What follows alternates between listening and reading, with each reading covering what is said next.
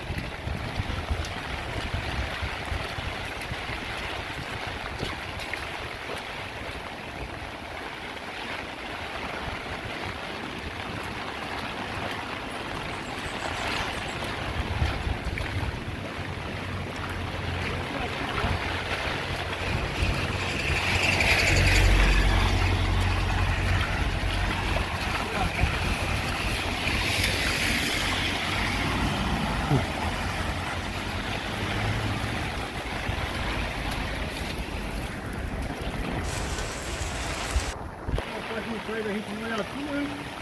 Hã? Rapaz, a gente não olha assim. Não tem de guarda-chuva. Andando de guarda-chuva nessa chuva não é coisa de nada, né? Eita.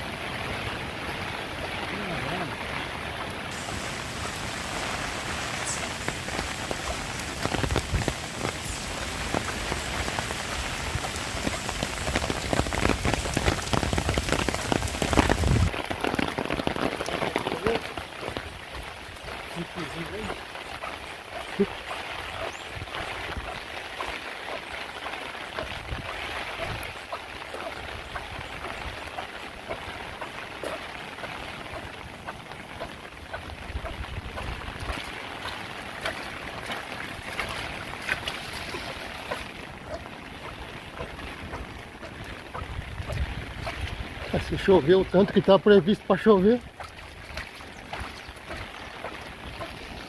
vai sobrar pouca coisa aqui. A serra já está caindo, tudo alagado.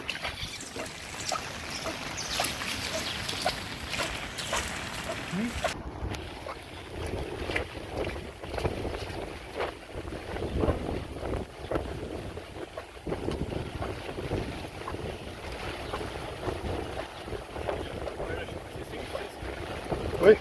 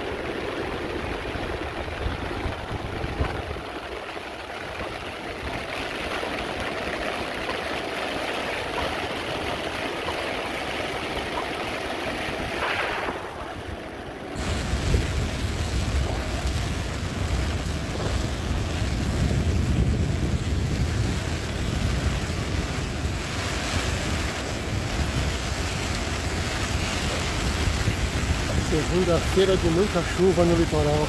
Muita chuva mesmo. Litoral sul de São Paulo, Peruíbe. A Serra do Guaraú já começou a cair de novo. E se continuar assim, Final de ano vai ser complicado.